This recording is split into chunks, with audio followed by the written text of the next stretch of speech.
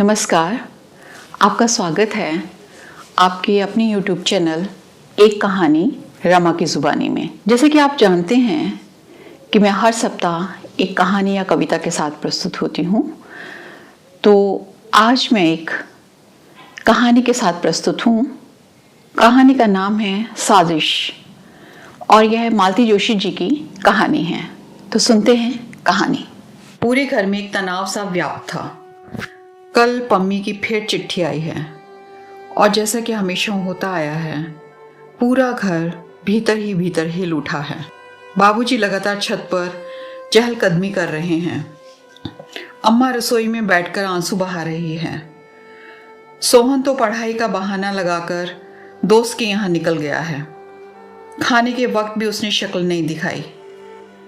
निम्मी अलग मुंह फुलाए पढ़ने के कमरे में बैठी है। बच्चे टुकुर टुकुर जिस तिसका मुंह ताक रहे हैं। सबसे ज्यादा संत्रस्त और परेशान है मोहन और शीला। संकोच के मारे बेचारे अपने से ही आंख चुरा रहे हैं। दोनों ने जैसे अपने होठ सी लिए हैं। डरते हैं कि कोई ऐसी वैसी बात मुंह से ना निकल जाए जो बारूद के ढेर पर चिंगारी का काम करे। वैसे ही वे दोनों हमेशा से कटघरे में खड़े हैं। घर में अच्छा बुरा जो होता है उन्हीं के सिर जाता है। पम्मी की जब भी चिट्ठी आती है, दोनों पति पत्नी अपराध बोध से ग्रस्त हो जाते हैं, क्योंकि उस चिट्ठी की पहली प्रतिक्रिया अम्मा पर होती है। वे बड़बड़ाना शुरू कर देती हैं। इनके लिए तो बहन बाहर हो गई थी ना, बस ठाप देखा ना ठिकाना, झोंक दी भट्टी में। अम्मा को तो बस कुछ ना कुछ कहते रहना है। उनकी इन्हीं बातों से तंग आकर वे लोग निम्मी के वक्त थोड़ा सुस्त हो गए हैं। तो अम्मा बाबूजी 100 बार सुना चुके थे। दो भाई हैं पर किस काम के। मज़े से हाथ पर हाथ धरे बैठे हैं। कल को लड़की किसी का हाथ पकड़कर भाग जाएगी, तब अक्ल ठिकाने आएगी। परेशान है मोहन शीला। किसी करवट उन्हें चैन नहीं है। और अब फिर पम्मी की चिट्ठी आई है। अब इस घर में मेरा निबाह नहीं हो सकता। आप लोग मुझे आकर ले जाइए, नहीं तो मैं कुछ खाकर सो रहूंगी। पम्मी का ये नाटक पिछले 4 सालों से चल रहा है। 5 साल के वैवाहिक जीवन में मुश्किल से 1 साल शांति से गुजरा है।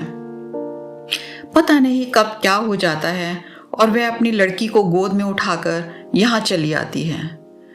शुरू में तो सब उसे हाथों हाथ लेते थे। सबको उससे सहानुभूति भी थी।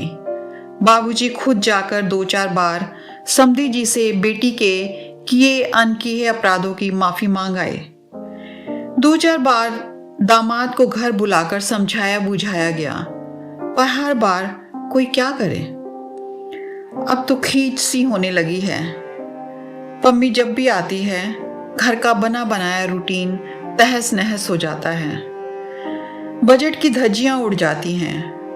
शीला तो उन दिनों अपने सारे अरमानों की भावनाओं की गठरी बनाकर मन के कोने में पटक देती है, क्योंकि और सब लोग तो अपने अपने काम से बाहर निकल जाते हैं। पम्मी का दर्द भरी दास्तान और अम्मा के ताने उसी के हिस्से में आते हैं। वह तो किसी तरह सह जाती है, पर जब उसके फूल से बच्चे उपेक्षा का शिकार होने लगते हैं तो उसका खून खौल जाता है।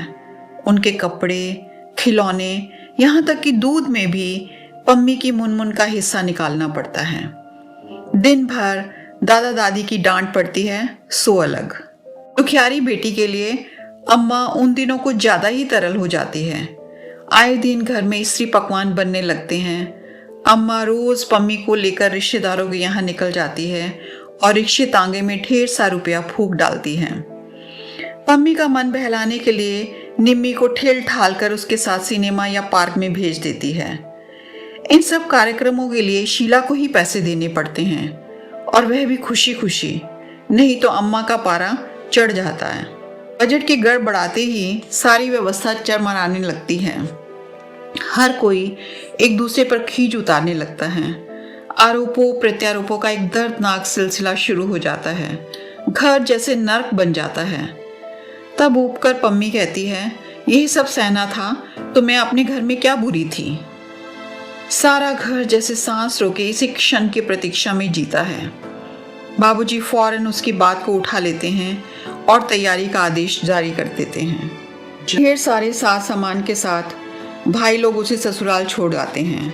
यह विदाई भी कम जानलेवा नहीं होती, घर की मामूली सी आय में एक बड़ा सा छेद कर जाती है। कई ज़रूरी खर्च जैसे अम्मा की चप्पल, बाबूजी का टॉनिक, सोहन का स्वेटर या निम्मी का सूट अगली किसी शुभ घड़ी के लिए टल जाते हैं। फिर भी सब लोग राहत की, संतोष की सांस लेते हैं। पर खर्च की यह गहरी खाई ठीक से पट भी नहीं पाती कि पम्मी का खत फिर आ जाता है। 2 दिन तक लगातार तनाव झेलने के बाद शीला से रहा नहीं गया। पति से बोली, देखो तुम तो दिन भर बाहर रहते हो, इनकी नजरें झेलनी पड़ती हैं मुझे। ऐसे देखते हैं जैसे मैं कोई हत्यारिन हूं। तो क्या करूं? उसे लिवा लाओ।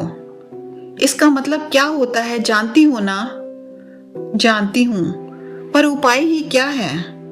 कल को कुछ हो गया तो जिंदगी भर सबके ताने उलाहने सुनने पड़ेंगे। सुबह दफ्तर जाते हुए मोहन ने सबके सामने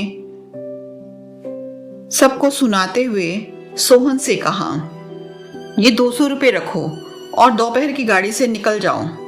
कहाँ? जयपुर। पम्मी को लिवा लाओ, फिर जैसा होगा भुगत लेंगे।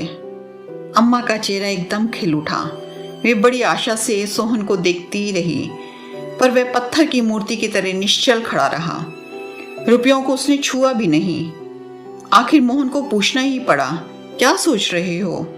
भैया, दीदी का आना क्या 2 महीनों के लिए टल नहीं सकता? क्यों? क्यों क्या? जानते तो हैं कि मार्च का महीना है। आपको अपने टीपू और मीनू की चिंता ना सही, पर मेरा और निम्मी का तो ख्याल कीजिए। दोनों की परीक्षाएं सिर पर हैं। इस समय तो कोई भी मेहमान अखरता है। दीदी तो फिर आप जानते ही हैं, आते ही सारा वातावरण गंदला करके रख देती हैं। घर में पाँव रखने की इच्छा नहीं होती, पढ़ाई क्या खाक होगी? आप तो खुशकिस्मत हैं छोटे भैया, निम्मी ने सुर मिलाया। घर में पाँव देने की इच्छा ना हो तो दोस्त के घर जाकर पढ़ सकते हैं। हम क्या करें? दीदी आती है तो कितना काम फैल जाता है। वे तो किसी काम में हाथ नहीं लगाती, बस दिन भर बैठी बिसूरती रहती हैं। अपनी बिटिया तक तो उनसे संभलती नहीं, उसे भी हम पर थोप देती हैं। अम्मा एकदम हतप्रभ थी। तुम दोनों को अपनी सगी बहन भी जहर लग रही है? वाह रे कलजुग। मगर शीला खुश थी। अच्छा हुआ कि अम्मा जी जान तो गई कि पम्मी का आगमन सारे घर के लिए कितना अनचाहा अध्याय है। सबसे ज्यादा खुशी तो इस बात की थी कि जो कुछ कहा सोहन ने कहा, निम्मी ने कहा। मोहन और शीला के सिर कोई बुराई नहीं आई। उसके बाद वह प्रसंग एक तरह से समाप्त ही हो गया था। बाबूजी ने पम्मी को लिख दिया था कि बच्चों की परीक्षा के बाद वे खुद आकर उसे लिवा ले जाएंगे। इसी आशय का एक अनुरोध पत्र उन्होंने समधी जी को भी लिख दिया था। मोहन से कह दिया था कि एक आध पत्र बहनोई को भी लिख दे, हम उम्र हैं दोनों, 2 बातें वे प्यार से समझा देंगे। लेकिन इस पर पम्मी ने किसी का इंतजार नहीं किया। वे छुटकारे की सांस ठीक से भी ना ले पाए थे कि वह रोती छींकती आ पहुंची। उसे देखते ही सबके चेहरे फक पड़ गए। उस दिन घर में उत्सव का सा वातावरण था। मोहन ने अपने एक परिचित को सपरिवार आमंत्रित किया था। यह निमंत्रण अनायास या अहेतुक नहीं था। निम्मी के लिए उस घर में बात चलाने की योजना थी। वे लोग इस बहाने घर को, निम्मी को देख लेते, यही इच्छा थी। घर को उस दिन विशेष यत्न से संवारा गया था। निम्मी भी सजी धजी गुड़िया सी बैठी थी, इतनी चुप चुप जैसे कि मुंह में जुबान ही ना हो, और सबने भी अपनी बेहतरीन पोशाकें पहन ली थी। शीला ने जिद करके सास को भी कल्फ लगी साड़ी पहना दी थी। वे मिश्री की डली बनी मेहमानों से बतिया रही थी। बाबूजी सबके बीच में चुपचाप बैठकर सामने वाली पार्टी को आंक रहे थे, परख रहे थे। शीला रसोई में व्यस्त थी। सोहन बाजार के चक्कर काट रहा था। मौका लगते ही बहन को चिकोटी काट लेता था। माहौल खुशी से सराबोर था कि पम्मी घर में भूचाल की तरह दाखिल हुई। आते ही उसने बुक्का फाड़कर रोना शुरू कर दिया। मुझे वहां भट्टी में झोंक कर यहाँ सब बैठकर कोई छर्रे उड़ा रहे हैं। इतनी चिट्ठियां लिखी पर कोई झांकने भी ना आया। किसी को परवाह नहीं है कि पम्मी जिंदा है या मर गई है। जितनी ही भारी लगती हूं तो हाथ पांव बांधकर कुएं में क्यों नहीं फेंक देते हैं? बार बार तंग तो नहीं करती, पर जब आपके पास देने के लिए कुछ नहीं था तो मेरी शादी क्यों की? लड़की वालों के सामने अच्छा खासा नाटक हो गया। महफिल तो उखड़नी ही थी। बार बार क्षमा याचना करके उन लोगों को विदा किया। उनके यहाँ से क्या जवाब आएगा, यह तो अब करीब करीब निश्चित ही था। बड़ी मुश्किल से वहाँ बात लगी थी। सब चौपट हो गया। महीने के अंतिम दिन थे, फिर भी मोहन ने जी कड़ा करके स्वागत सत्कार में 150 फूंक डाले थे। सब पर पानी फिर गया। घर में जैसे मातम छा गया। निम्मी तो खट पार्टी लेकर ऐसी पड़ गई, उसने खाना भी नहीं खाया। और लोग भी पम्मी से खींचे खींचे ही रहे। अम्मा और भाभी को छोड़कर किसी ने ठीक से कुशल क्षेम भी नहीं पूछी। अपने स्वागत का यह नया अंदाज देखकर पम्मी सहम गई। 2 दिन तो उसने किसी तरह सब्र कर लिया। तीसरे दिन में फट पड़ी। लगता है किसी को मेरा आना अच्छा नहीं लगा। पहले से जानती तो यहाँ आती ही क्यों? अपमान ही सहना था तो अपने घर सहूंगी। घर में नहीं निभेगी तो कहीं नौकरी कर लूंगी। सोहन भी जैसे तैयार ही बैठा था। बोला, तो कर लो नौकरी। जिंदगी भर भैया भाभी की छाती पर मूंग दलना क्या जरूरी है? जब मन होता है मुंह उठाकर चली आती हो। आखिर तुम्हारे लिए कोई कितना करेगा? घर में एक और लड़की भी है। आती हूं तो अपने बाप के घर आती हूं, पम्मी ने तमक कर कहा। तुम्हारे दरवाजे आऊं तो अब आंखें दिखाना। बाप का घर, कहकर सोहन बाहर चला गया। वह अपने दिल का गुबार निकाल चुका था। सुखी है सोहन, अविवाहित है, इसलिए मन की बात बेरोक टोक कह डालता है। कोई यह नहीं कह सकता कि बीवी ने उसके कान भरे हुए होंगे। अपमान से पम्मी के आंसू निकल गए। सबसे ज्यादा दुख तो इस बात का था कि सोहन इतनी बड़ी बात कह गया और बाबूजी कुछ नहीं बोले, जिनके बल पर वह अकड़ रही थी। कानों में रुई दिए वे चुपचाप छत की कड़ियां गिनते रहे। बाबूजी, उसने कातर स्वर में पुकारा। सब सुन रहा हूं बेटे। बाबूजी ने उसी तरह छत की ओर निर्निमेष देखते हुए कहा। पर सच बात तो यह है कि बेटा अब तुम्हारे बाप का घर कहाँ रहा? सब तो चुक गया। पेंशन जो मिलती है वे दवाइयों के लिए ही पूरी नहीं पड़ती। बेटी के भरोसे पर जी रहा हूं। अपनी लंबी चौड़ी गृहस्थी उसके गले मड़कर बैठ गया हूं। उसका बोझ और कितना बढ़ाऊं? बाबूजी, लेकिन पम्मी बेटे, हम लोग तुम्हारे जन्म के जिम्मेदार हैं। कर्म तो तुम्हें अपने खुद ही झेलने होंगे। सुख दुख जो भी हो अपने घर में सोहो बिटिया। कल को तुम यहां आकर बैठ जाओगी तो बताओ निम्मी को कौन स्वीकारेगा? पम्मी के सारे सवाल चुक गए थे और शायद उत्तर भी। 3-4 दिन बाद पम्मी को सोहन के साथ गाड़ी में बिठाकर लौटे तो बाबूजी को ऐसा लग रहा था कि जैसे बेटी को अंतिम विदा दे आए हों।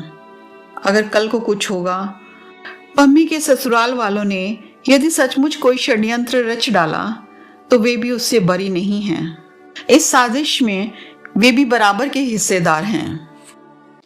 तो ये थी कहानी। कैसी लगी आपको? कमेंट सेक्शन में ज़रूर बताइएगा। और अगर पसंद आई हो तो लाइक और शेयर करना भी ना भूलें। और चैनल को भी प्लीज़ ज़रूर सब्सक्राइब कर दीजिएगा। तो मिलते हैं अगले सप्ताह एक नई कहानी या कविता के साथ। तब तक के लिए दीजिए आज्ञा और रखिए अपना ढेर सारा ख्याल।